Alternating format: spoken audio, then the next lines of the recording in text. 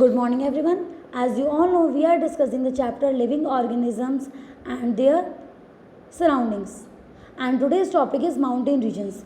These habitats are normally very cold and windy.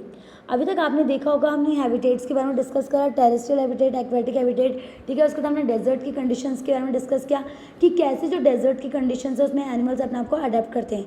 और अब हम उसी के आगे माउंटेन्स रीजन्स पर डिस्कस करेंगे कि कैसे जो एनिमल्स माउंटेन रीजन में रहने वाले हैं वो वहाँ पर सर्वाइव करते हैं, कैसा उनका हैबिटेट है। तो next is mountain regions. These habitats are normally very cold and windy. जो माउंटेन रीजन्स नॉर्मली होते हैं वो बहुत ज़्यादा कोल्ड होते हैं, बहुत ज़्यादा ठंडे होते हैं और विंडी होते हैं, वहाँ बहुत हवाएं चलती हैं। In some areas snowfall may take place in winters. और कुछ एरियाज माउंटेन के ऐसे भी जहाँ पर क्या होती है, स्नोफॉल होती है विंटर्स में।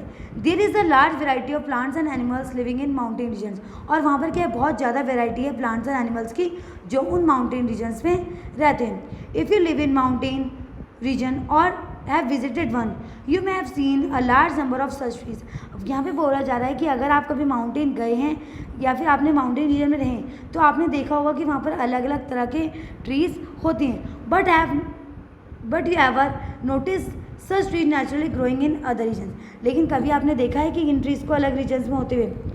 How are these trees adapted to conditions prevailing in their habitat. और यहाँ पे बोला जा रहा है कि अगर आपने किसी और एरिया में भी उसे देखा है और वहाँ पर भी देखा है तो आप ये सोच सकते हैं कि कैसे वो जो ट्रीज़ हैं वहाँ पर क्या कर रहे हैं, अपने आप को अडेप्ट कर रहे हैं उस हैबिटेट के according. These trees are normally cone shaped and have long and have sloping branches. और यहाँ पे बोला जा रहा है कि वहाँ पे जो ट्रीज़ होते हैं, जो माउंटेन एरिया में जो ट्रीज़ होते हैं वो कैसे होते हैं, कोन शेप्ड होते हैं और साथ ही साथ कैसे होते हैं, उनकी जो ब्रांचेस होती हैं कैसे होती है, स्लोपिंग ब्रांचेस होती हैं। The leaves of some of these trees are needle like. और उनकी जो लीव्स होती हैं कैसे होती हैं, नीडल की तरह यानी कांटे की तरह होती हैं। This helps the rain and the rain water and the snow to slide off easily. और बेटा ये जो ट्रीज़ हैं ये कौन शेप के, ठीक है, इनकी जो ब्रांचेज हैं वो स्लोपिंग और जो ट्रीज़ हैं वो जो लीव्स हैं वो नीडल शेप इसीलिए होती हैं ताकि क्या हो, जो रेन वाटर है जो स्नो है वो ईजिली क्या हो जाए, उससे पास होकर स्लाइड होकर नीचे गिर जाएँ। There could be trees with shapes very different from that there are। जो ट्रीज होती हैं वो अलग अलग शेप्स के भी होते हैं जैसे कि हमें माउंटेन्स या फिर अलग जगहों पे मिलते हैं। They may have different kind of adaptations to survive on mountains. और उनकी भी क्या होती हैं, अलग अलग अडेप्टेशंस होती हैं माउंटेन में सर्वाइव करने की।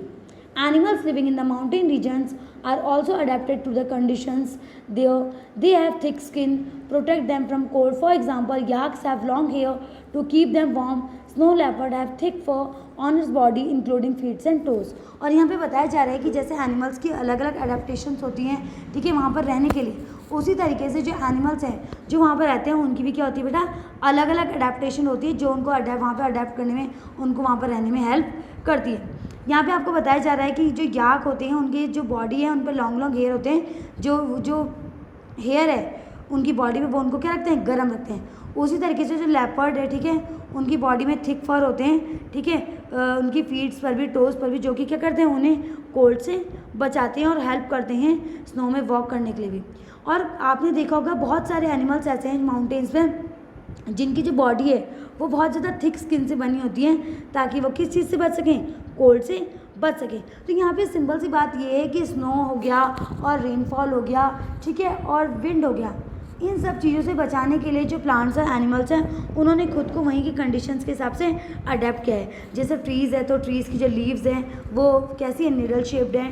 ट्रीज़ की जो शेप है वो कोन शेप्ड है एंड साथ ही साथ उनकी जो ब्रांचेस है वो कैसी हैं, स्लोपिंग है, ठीक है, जैसे कि वहाँ पर घर होते हैं, ठीक है। उसी तरीके से अगर एनिमल्स की बात करें तो एनिमल्स की बॉडी में या तो हेयर्स है या उनकी जो स्किन है वो काफ़ी थिक है जो उन्हें क्या करती है, ठंड से बचाती है।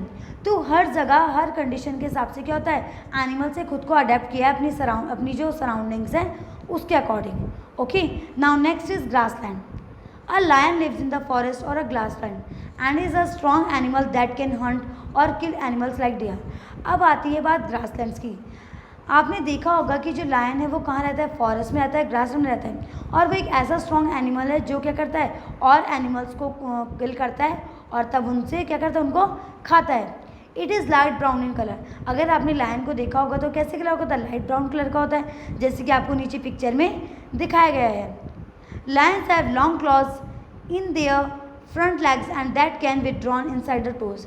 और लायन जो है उसकी जो क्लॉज होते हैं, ठीक है, लॉन्ग क्लॉज होते हैं, उसकी जो लेग्स है, उसके फ्रंट की जो लेग्स होते हैं उनमें बड़े बड़े क्या होते हैं, क्लॉज होते हैं, यानी कि नाखून होते हैं, जो क्या कर सकते हैं, उसके टोज में होते हैं, ठीक है, जो कि क्या करते हैं, उसे हेल्प करते हैं किसको पकड़ने में, किसी भी एनिमल को पकड़ने में, अपने प्रे को पकड़ने में।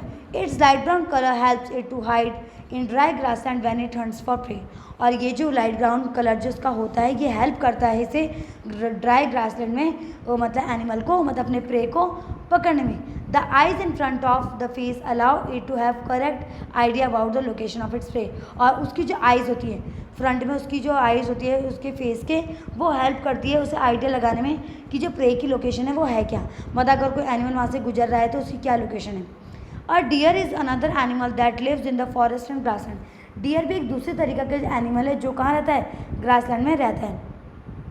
It has a strong teeth for chewing hard plant stems of forest. और उसके पास क्या होते हैं, उसके जो टीथ होते हैं वो काफ़ी ज़्यादा स्ट्रॉन्ग होते हैं, जो कि क्या करते हैं, उसे हेल्प करते हैं स्टेम्स को क्या करने में, च्यू करने में, यानी चबाने में।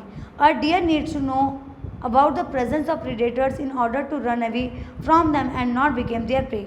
और जो डियर होता है, ठीक है, उसकी जो डियर जो होता है उसको भी क्या कहते हैं, उसकी जो प्रेजेंस होती है प्रीडेटर के लिए वो काफ़ी ज़्यादा स्ट्रांग होती है, ताकि उसे पता चल सके कि वो क्या, क्योंकि जो मतलब जो प्रीडेटर है वो आ रहा है और उसे किल करेगा। It has long ears to hear movement. उसके जो ईयर्स होते हैं बहुत बड़े होते हैं, जिसकी वजह से वो ईजिली डिटेक्ट कर लेता है कि प्रीडेटर आने वाला है। The eyes on the side of head allow it to look in all direction.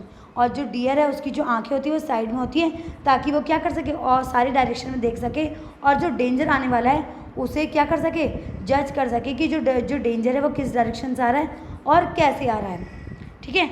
There are many other features of lion, tiger and other animals and plant that help them to survive in the habitat. और जैसा कि आपको यहाँ पे बताया गया है कि अलग अलग एनिमल्स जो है, अलग अलग प्लांट जो हैं वो क्या करते हैं, अपनी कंडीशंस के अकॉर्डिंग, अपने हैबिटेट के अकॉर्डिंग अपना आपको क्या करते हैं, वहाँ पर सर्वाइव करते हैं और एक अलग अलग फीचर्स अपने में क्या कर लेते हैं, डेवलप कर लेते हैं। Okay, that's all for today. Thank you everyone.